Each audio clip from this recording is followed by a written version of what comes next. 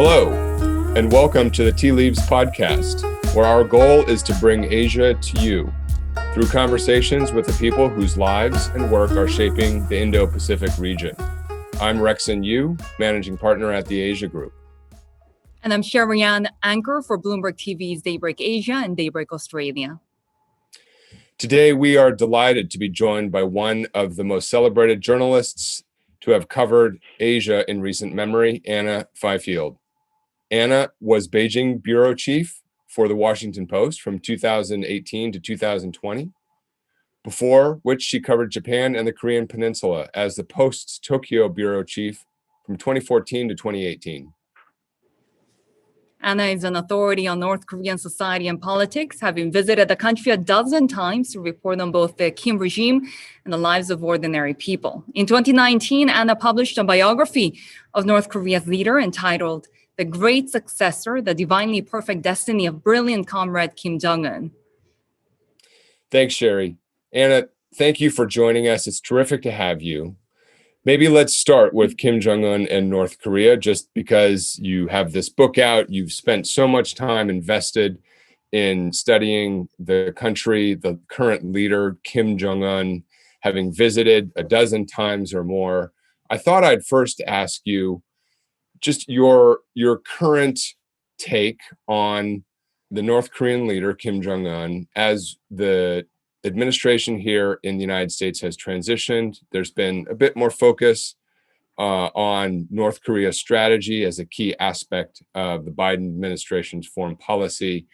How do you think about how Kim Jong-un has watched this transition unfold after 4 years of Donald Trump as president? Yeah, thank you, Rexon and Sherry. I think it's really difficult to say at the moment because ordinarily the change of an American president is kind of the biggest factor facing the North Korean leader. And certainly towards the end of the Trump administration, the North Korean regime was very interested and invested in the American election and watching what was going to happen there. Of course, there was all the symmetry and diplomacy with Donald Trump. And I actually discovered in the course of reporting my book that the North Koreans had consulted a fortune teller to find out whether Donald Trump would be reelected because they were so keen for him to be reelected. The fortune teller told them that yes, he would. So they got that wrong. But I really think Kim Jong-un wanted the Trump administration to continue because they'd figured out how to deal with him, how to play President Trump, how to appeal to him and to get something without giving anything in return. So the fact that the administration changed to the Biden administration and almost certainly back to a more traditional form of diplomacy, that should have been very confronting for the Kim regime. But for the fact that this coronavirus pandemic had struck the world and probably struck North Korea as well. And that has been something that's really overshadowed everything else for North Korea. North Korea closed its borders to China even before Wuhan closed down on the 23rd of January last year. So they have been isolated from the rest of the world in a way they have never been before. They have voluntarily isolated themselves. And so this has caused, I think, so much stress inside the system. They are not able to trade with China and send people and goods back and forth in the same way that they have. And so this is causing an economic crisis, I think, inside of North Korea. And so this is by far the predominant concern for Kim Jong-un and the regime at the moment, and something that is overshadowing any kind of thoughts about talks with Biden or the administration or diplomacy or anything like that, because I think they probably are in survival mode right now. I was just going to say, because we have seen North Korea under so much pressure in the past as well, right? And it has survived for this long, including the third generation leader of the same family that I've heard you mention in the past in other interviews that has surprised you as well, that it's surprised that people would be willing to accept another leader from the same family. How is it that Pyongyang can have that leadership can have that longevity? Yeah, so I mean, that's the whole reason I wanted to write my book, because I was so surprised that not only had Kim Jong-un managed to survive, but practically thriving there in Pyongyang with the way he'd managed to keep a hold on that regime and claim the legitimacy to lead it. Um, you know, over the decades, all of that pressure had been external on them. It was the outside world led by the United States, most of the time seeking to impose sanctions on North Korea, to change North Korea's behavior through outside pressure. And that clearly had not worked over the decades. Sanctions had not changed North Korea's behavior. Throughout all those years, they had still managed to get the money and the parts to develop a very credible nuclear and ballistic missile program. Kim Jong-un had managed to get Rolls-Royces and Mercedes-Benz, I mean, despite all of these sanctions. So clearly it was not working. The difference now, I think, is that the constraints are being imposed from within, that Kim Jong-un and the regime has been so concerned about the coronavirus and a pandemic and what that would do inside North Korea, where hospitals don't have electricity, let alone ventilators.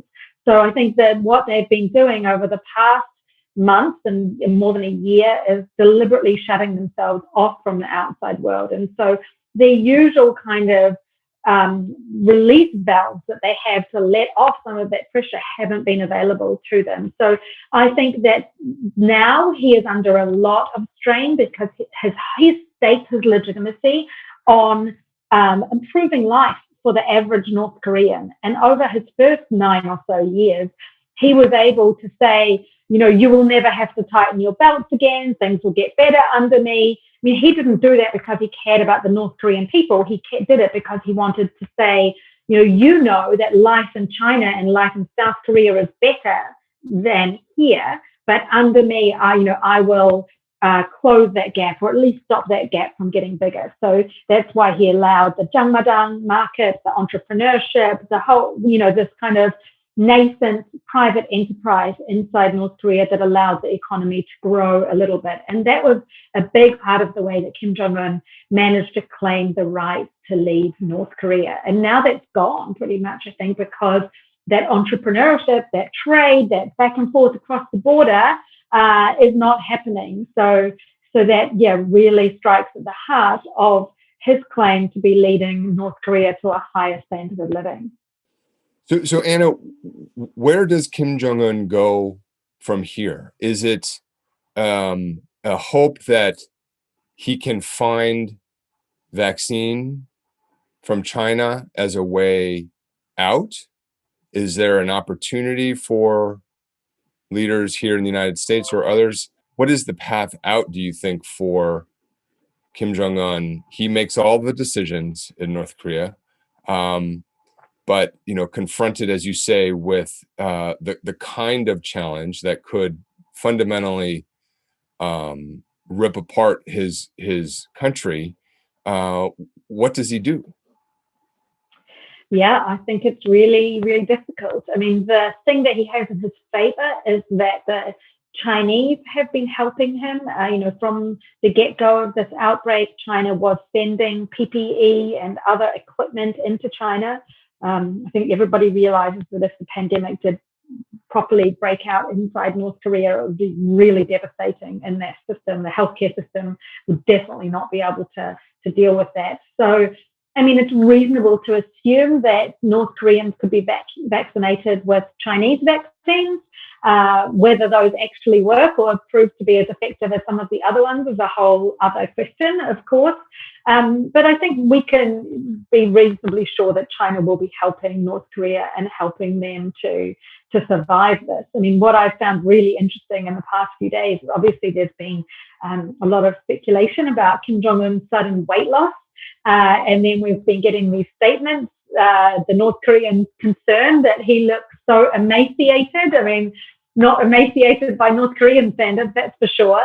But the fact that it's being discussed publicly, the leader's weight is being discussed publicly, and the fact that they've made it clear that something has gone wrong with the controls inside North Korea leads me to believe that there has been some kind of new outbreak there, and there could be something happening inside North Korea, but it's so closed off at the moment. There are, no Western diplomats in North Korea anymore. There are no aid workers going in and out. So our ability to get information from inside North Korea is even more constrained than usual at the moment. So you mentioned the role of China. Let me delve into that. Why is North Korea so important to China? Why has it been so important? And why have they had North Korea's back for this long? Yeah, there is definitely no love lost between China and North Korea. The whole idea of lips and teeth is very, very outdated now.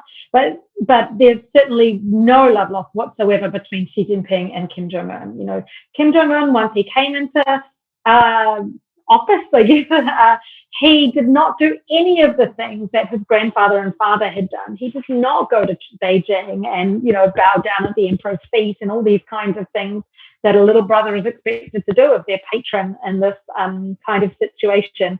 Not only did he not respect China in the way that China is used to, but he actively sought to humiliate Xi Jinping, firing missiles during the first Belt and Road Forum when Beijing was hosting, or China was hosting, the G20 in Hangzhou.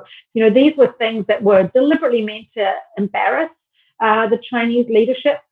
And so that, plus the execution of Deng Xiaoping really early on in in 2013 and early on in Kim Jong-un's tenure, and the severing of that link between North Korea and China set the tone for relations in this era, the Xi-Kim era. Then that hasn't changed despite all the diplomacy. Xi Jinping, I think, came out and met Kim Jong-un because he didn't want to be left out of that diplomatic process, but there's been no kind of détente really between them. So to this day, China has the same interest that it's always had, and that is just keeping North Korea stable. It does not want North Korea to collapse. It does not want the Korean Peninsula to be reunited or to fall under the auspices of the United States military and, the United States sphere of influence. And so it has been, despite this lack of friendship between Kim Jong-un and Xi Jinping, it has been doing all of these usual things just to make sure that North Korea survives, remains stable and does not collapse. I mean, I think that Xi Jinping in particular finds North Korea a very helpful tool in his diplomatic dealings with the United States. We really saw that during the trade war with the Trump administration, and it had become really clear that China had no interest in helping the US on North Korea while this trade war was unfolding. Can I ask you, Anna, just listening to you talk about that, I'm reminded, over the 4 years of the prior U.S. administration, we saw some unprecedented activity between the United States and North Korea. Two leader-level summits, which really had never happened before, and really no role for China in this. So maybe just picking up on this and connecting it to these summits, I'd ask first your view and your assessment of how China viewed these developments between President Trump and Kim Jong-un, and then perhaps we'll turn to sort of the summits themselves and your take on them. But first, sort of the Chinese view, the outlook from Beijing as these events over a few, the time of President Trump unfolded. I think, in the first instance, even before they got to diplomacy, I think China really had a rude awakening during 2018 there when Donald Trump was talking about fire and fury and little rocket man, and they were, as many capitals and governments around the world, really confused and not sure how seriously to take Donald Trump's threat. And so at that time, I think, the only thing that is worse for China than instability in North Korea is war or military action in North Korea. So China really strictly imposed sanctions during that period, much more than it had any time before, because it wanted to show the United States that sanctions could work, that this could be a deterrent, and that there was no need for military action, fire and fury, in whatever form that might have taken. So, I mean, that was the background to it, I think, and that is a big part of the reason that also the North Korea took this so seriously. China was taking it all very seriously too. But then when things suddenly pivoted and it was all diplomacy and détente between Kim and Trump, I think China was also caught unawares by the sudden change, as was Vice President Pence and Shinzo Abe. I remember being at the opening of the Olympic Games in Pyeongchang and watching the two of them, not clapping, not standing and things, and just being caught out by the way the mood was shifting there. But yes, I think that suddenly when it emerged that Kim Jong-un and Donald Trump were going to have a summit, China did not want to be left out of this process. It wanted to make sure that it had an influence over what was happening, over what North Korea was considering, what it was saying. And so that is why we saw Kim Jong-un suddenly realizing he did need to go to Beijing. He did need to meet Xi Jinping and talk to him and to follow the more traditional diplomatic pecking order, even in this very kind of unconventional diplomatic situation. Mm-hmm. I was at the Hanoi summit reporting about that meeting, but I remember that there was a lot of skepticism still in the air, given that there really hadn't been much progress in terms of actual denuclearization.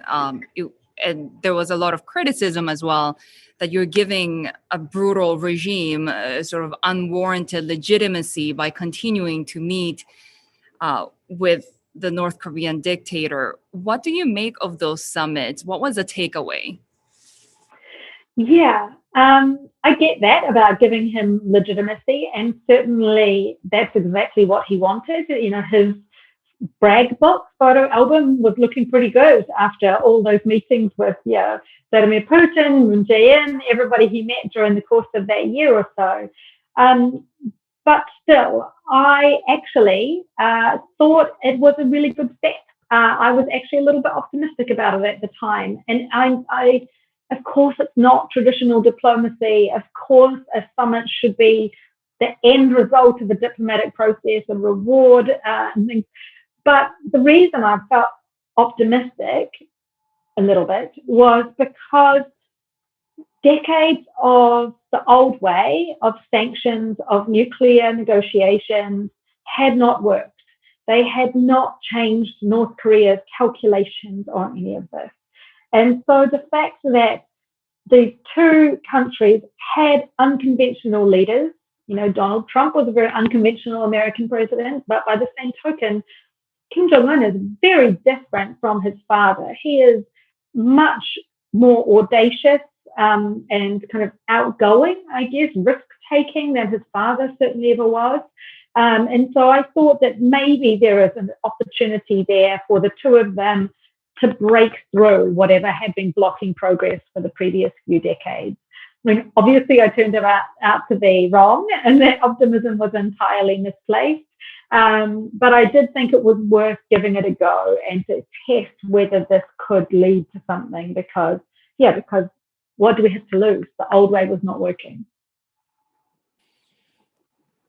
Anna, you've written about the interests of Kim Jong-un fundamentally. What would it take? And you're just sort of touching on it, but could you spell it out a little bit for us at its core from all of your research, all of the people you've talked to, trying to get inside the mind of Kim Jong-un, understand the objectives?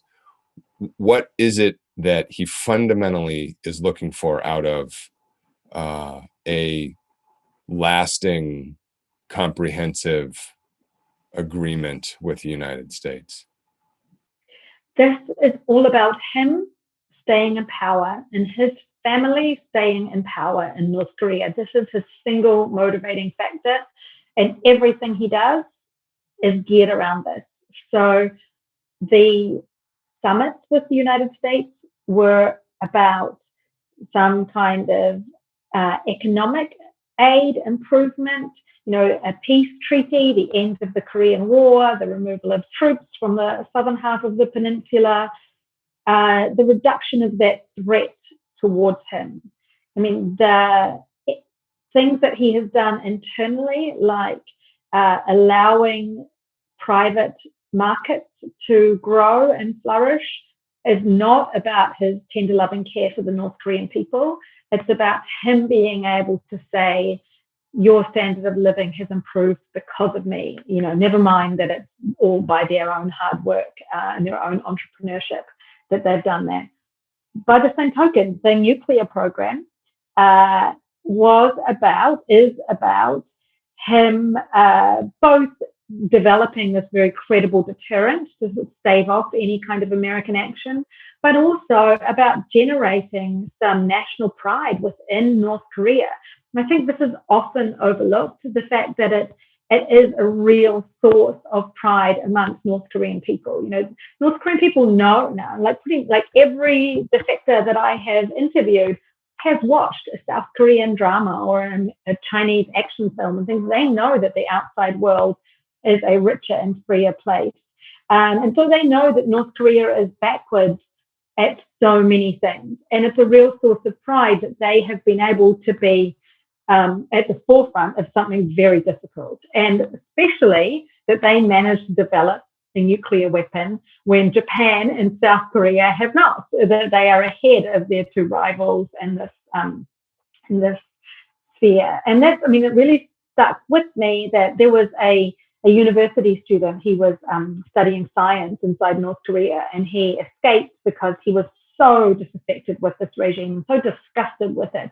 But he told me about the time that he learned in his physics class about nuclear fission and technology and this kind of stuff that he had learned, and feeling so proud that his country had managed to do this. So I think, that's a motivating factor on that front too. And so really everything that Kim Jong-un is doing, whether it's economic, diplomatic, nuclear, the riding the white horses on Mount Paektu, that is about reminding people of his grandfather, who is still revered in North Korea to this day. So everything is around this and keeping his family and the kleptocracy around him in power. I really want to hear more about those stories that you've heard from North Korean defectors, but just to delve into Kim Jong-un's character a little bit more. When he came to power, I remember that there was a lot of speculation that perhaps he's not really going to be able to curb the generals that have been in power for so long, that he was going to be a puppet for his uncle, Chang Song-taek, back then. Mm-hmm. But then Chang Song-taek is gone. His half-brother, Kim Jong-nam, is gone. How ruthless of a dictator and how of a strategist is he? Yeah, breathtakingly ruthless. When we look at the people who walked around the hearse at his father's funeral, they're pretty much all gone now. So Ri Yong-ho, the military chief, the Kim Jong-nam, the head of the propaganda unit, Chang Song-taek, the uncle, he very shrewdly and strategically used their institutional knowledge for his own benefit. And once he was done with them, once they had served their purpose, and instead of being helpful, just became pure threats, he's dispatched with them one by one, whether they have been relegated to political prisons or house arrest, or in the case of Chang Song-taek, dragged out of a Politburo meeting and shot in front of a crowd of other officials. He has systematically made sure to get rid of anybody who could rival him for power. And I think the uncle, Chang Song-taek, was particularly threatening to Kim Jong-un because he was such a mercurial character. He did have such strong links with China. He knew where the money was. He did have his own kind of factions. And so for Kim Jong-un, once he'd served his purpose, his utility was gone, he was nothing but threat. And I think that's the same with Kim Jong-nam, even though Kim Jong-nam showed no interest in taking over the leadership of North Korea. He also had that mystical Paektu blood flowing through his veins, and so could therefore rival Kim Jong-un as the legitimate leader of North Korea, theoretically. So Kim Jong-un had him dispatched too. And that's not only about getting rid of a rival, it's also about sending a message to everybody else that nobody is safe in Kim Jong-un's regime, right? That this is a guy who is willing to have his own uncle and his own half-brother killed, and in his, Kim Jong-un's case, in a very brutal way, painful way. And that sends a powerful message to anybody, anywhere, to say, I can get you and it's going to hurt. Anna, you mentioned at the top of our episode here the extensive travel you've done into North Korea, and Sherry just mentioned it as well. I would like to hear, a story or two that have stayed with you through the years. The ones that have either been searing or shocking, striking. You've written about how every aspect of a visit to North Korea is controlled, that everything is staged. But I wonder if you have a memory or two of the glimmer, of the hint, or something that's stuck with you that can just give us a more tactile sense of your experience of traveling as you have in and around North Korea. Yeah,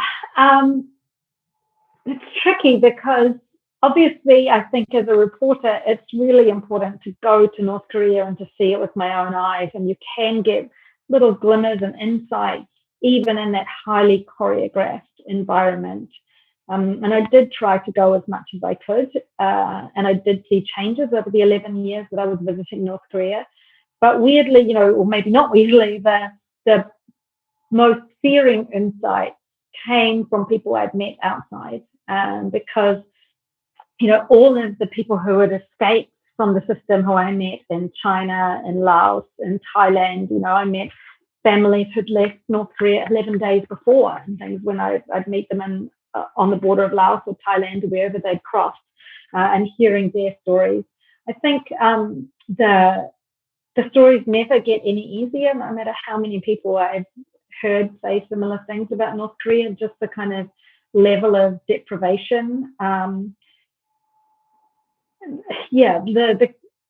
guess the thing that sticks with me is, and that I thought about quite a lot, is being a parent myself. It's like, how do you be a parent in North Korea? How do you protect your child in that system? You need them to grow up and to be safe and to be able to not step out of line in a system that's very brutal towards people who step out of line.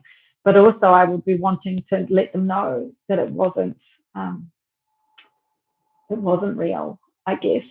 So it's a very tricky thing to balance.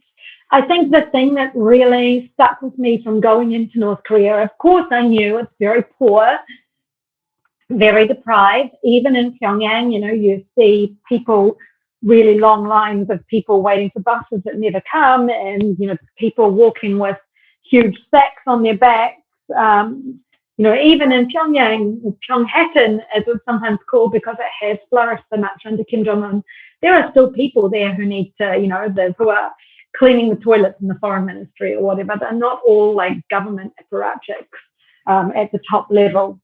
But the thing that really stuck with me is the fear that's very palpable in being a foreigner walking around there and trying to just make eye contact even with people, and that they are just terrified of any kind of encounter with foreigners and the political danger that might put them in. And so on my first trip to North Korea in 2005, I had some North Korean won, and at that time, foreigners were supposed to use dollars; they weren't supposed to have local currency. But I had some that an aid worker had given me, and I said to my guide, my minder, "Can I go for a little walk?" And he said, "Yes, but don't go too far." It's kind of surprising he let me do that, but I did. I walked around the streets from the Koryo Hotel, and there was a kiosk, and in the window of the kiosk was a North Korean English dictionary, and I was like, wow. And so I went up to the kiosk and I said in Korean, "How much is that dictionary?" and got out my North Korean won. And the woman was just terrified, and it caused a real scene. All these people gathered around. I ended up getting chased back to the hotel and things. And this just really hammered home to me. All I did was put that woman in danger.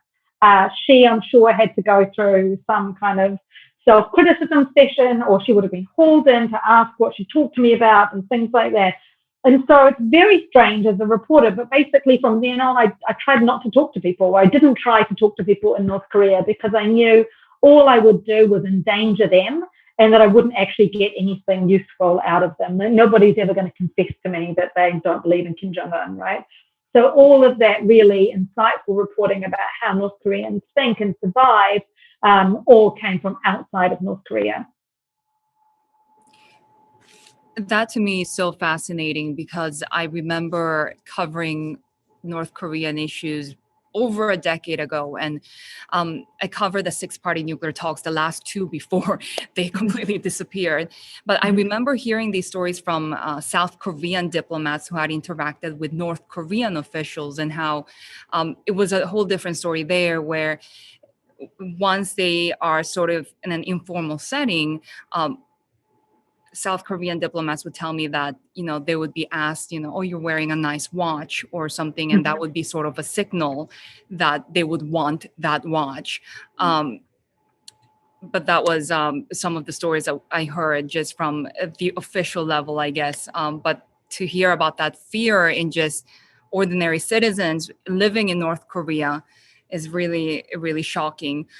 So when you look at North Korea, a lot of the concerns about these humanitarian aid packages going into the country that they end up being given to the military instead, that they end up enriching those people that they shouldn't instead of really going to the people. How do you build protections around that? How can you interact with North Korea, try to help, but also at the same time know that a lot of that could end up in the pockets of the leadership? Yeah, that's a really tricky one. I mean, I think that bags of rice that are coming from the World Food Program don't end up with the leadership. The leadership has its own supplies and things. But yes, I take the point that it could be going to other people at the top and being given to military and things. I think, in many ways, the military are people too. The North Korea's army is 5 million people strong, and I've seen a lot of truly emaciated soldiers around the place. And so I think that I think we should still be doing everything we can to try to help the North Korean people, and that some of that aid does get to the people who need it, to ordinary people. The WFP and agencies do have some ability to monitor where it goes, some ability, not entire. But also if it does go to those lower level soldiers and things like that, that is maybe still beneficial for them and for their families who are in many ways ordinary North Koreans just also trying to get ahead. So I guess in that sort of vein of thought, going back to the foreign policy side of things, you mentioned earlier that really the old way wasn't working, right? What would there have been to lose in these summits between President Trump and then Kim Jong-un? So what would be the way forward here? Because we have this new North Korea policy review by the Biden administration. What does a way forward look like for you that has covered this for years? And still, there really isn't much of a change in the dynamics between North Korea and other nations. Yeah, I mean, I think that this North Korean regime has survived for more than 7 decades by isolating itself from the outside world, by cutting itself off, by telling the people that America's out to get them, and striking fear into the hearts of the North Korean people in this way. And so I think we should not be doing anything to help the regime continue to isolate the North Korean people, whether that is information or food or other, access to the outside world. So yeah, maybe 50% of the food aid goes to the army, but 50% goes to the ordinary people, right? Like it doesn't have to be total. It's not a zero-sum game. But also, I think, like, in terms of the nuclear talks and things like that, that is an extremely difficult issue, and that it would be a good idea to start with something easier. And so things like I went with the New York Philharmonic to Pyongyang in 2008. And obviously that didn't lead anywhere either. Things were already falling to pieces at that time, though I wasn't aware of it on that trip. But even, to be in that East Pyongyang theater and to see, I was surrounded by all these North Koreans, yes, handpicked by the regime, but to see the realization on their faces and to hear the Twitter amongst them when they realized that the New York Philharmonic was playing Ariran to them, it was amazing, and so yes, that's right. The song of the North Korea and South Korea, the sorrow of separation, very beautiful song, really, heartrending for all Koreans. And so to hear, the enemy playing their song like this, it just felt like a real shivers down your spine kind of moment. So obviously something like this is not going to solve the whole North Korean nuclear crisis, but I wonder if there are ways to build bridges and to generate trust and confidence and show what the things we share together in that way. And so I think things like sports exchanges, the Olympics, all these kinds of things, we should be doing more and more and more of this. The problem, of course, is that we don't know what North Korea tells all its athletes and tells all the people in the audience to try the propaganda that goes along behind the scenes with that.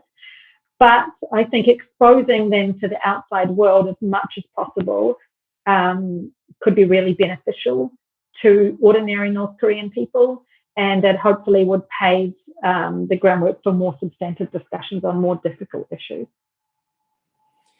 Anna, we've spent most of our time kind of delving into North Korea a bit in the regional dynamics, but I wanted also to expand a little bit before heading down to Wellington. As I mentioned at the top, you were in Beijing from 2018 to 2020, and right now we're crossing over the 100th anniversary of the Chinese Communist Party, with the current Chinese president Xi very firmly in control. I'd love to hear your perspectives on the outlook of President Xi, given the anniversary. He will lay out some elements of his vision and how you think about, similar to my question about Kim Jong-un on the North Korea side, what are President Xi's core priorities and objectives now? Yeah. So I arrived in Beijing having been immersed in writing this book about Kim Jong-un and thinking about him way too much. And just thinking to myself, China is not North Korea. I cannot look at China through a North Korean lens, and trying really hard not to do that. But boy, it was difficult. And China made it more and more difficult, to see on National Day, the tanks rolling through Tiananmen Square and things, and all the portraits of Xi Jinping everywhere. It's like, where am I? And I arrived in Beijing as a believer, as I just explained, in engagement and contact between people and things. And I left feeling actually really pessimistic about the future for China because of the way that Xi Jinping has managed to close the space in China, the space for freedom of expression and thought and religion and pretty much anything, and the way he's managed to silence journalists and human rights advocates and lawyers and officials and anybody who dared question him. So there are so many similarities between the way that China is going. I mean, China, I guess, is going back to Mao Zedong era rather than towards North Korea. Maybe they're the same thing. But I feel pretty pessimistic about the possibility for change in China because I don't see how it's going to happen. Xi Jinping has such a tight grip on the Communist Party, and it really is a party. It's bigger than one man, but he's managed to get rid of his detractors and stack the party with his supporters. He's used that anti-corruption campaign very, very skillfully to get rid of anybody who's not on the same song sheet as him. And so I don't see where the challenge to him would come, and I don't see where the impetus would come for him to ease up on political freedoms whatsoever. They've developed this entirely separate internet, their own Facebook, WhatsApp, YouTube, Twitter, TikTok is Chinese, Douyin, and things. So I just don't see how things change or get better with China for the Chinese people inside there. And he's managed to strike fear into many countries around the world as well, as running afoul of him, as we've seen the retribution in Canada and Australia recently in this trade war that's been going on. And that's something that here in New Zealand, people are really worried about that, this is New Zealand's biggest relationship. Fully 1/3 of New Zealand's exports go to China. And so they're really worried about how far they can go to stand up for New Zealand values without suffering the same kind of retribution that Australia and Canada and the US have suffered. The Pew Research Center just released another survey showing that the negative views of China are at near record highs. Here in the US, it's about 76% of those surveyed holding negative views, but most countries, many countries in Asia, especially those with disputes with China, like Australia, 77%, Japan as well, 88%. South Korea, 77% negative views. Can outside pressure on China, whether it's from the US, Australia, those so-called democratically minded allies, bring change to China? First of all, I think in these kinds of situations, it's really important to differentiate between China and the Chinese Communist Party. And really, everything we're talking about here is the Chinese Communist Party, right? It's not 1.4 billion people. I don't think that we in the outside liberal democratic world can have any impact or much impact. China may change the way it explains things, and we've seen them calibrate the way they frame the Belt and Road in response to criticism about it creating debt traps for impoverished countries and things like that. But it has not made them change the way they do it. The same with Xinjiang and the prison camps for Uyghur Muslims there. They've changed the way they've talked about it, but it has not stopped the practice, this cultural genocide that has been taking place in Xinjiang. I think that China, Xi Jinping, the Communist Party, has already factored in our response to this. When they look at Hong Kong, they know that there will be concern, there will be very angry statements, there will be efforts to try to stop them, but they have clearly decided that the benefits to them from taking control of Hong Kong in this way outweigh any potential negatives from that. So I think that they are looking at this bigger picture and trying to influence certain areas of the international community. If we look at the Xinjiang situation, they've been expending a lot of effort in the Muslim world, and there's been pretty much zero criticism from the Muslim world on this.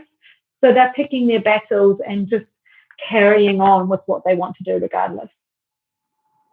I have to say, Anna, that listening to you and your outlook and assessment, my reaction is to feel like the outlook, certainly as an American, former government official, but the outlook feels bleak with China. That it looks very difficult for us, where it really is. We've talked about this with other guests. relationship that is framed and reflective far more of disagreement, of competition, rivalry, of adversaries, of differences. But I wonder if there are ways that you would say, well, think about this, Rexon, as a balance. But do you agree with that reaction? No, I agree with that reaction. Like I want to find something to be optimistic about, right, or to not feel hawkish about, but I can't see what that is. And sitting here in New Zealand, and New Zealand has been quite slow in its journey on how it views China, and until very recently had been viewing this as entirely a mercantile relationship, and trying to avoid the kind of stoushes that the US, Canada, UK, Australia, the other Five Eyes partners have gotten into. But I think increasingly there is this realization that China's going to do what China's going to do, and we have very little influence over that. So the right thing to do is to stand up for our values, as well as our interests, I guess. But so now in New Zealand, and we've had Prime Minister Jacinda Ardern talk much more about our values as New Zealanders. So in the outside world, I guess that's all we can do in many ways, is to know that to look back and to try to stand up for what we believe is right, because I think that there's so little prospects for changing China's behavior there. Even saying those words, I wish they weren't true, but I can't see another way around it.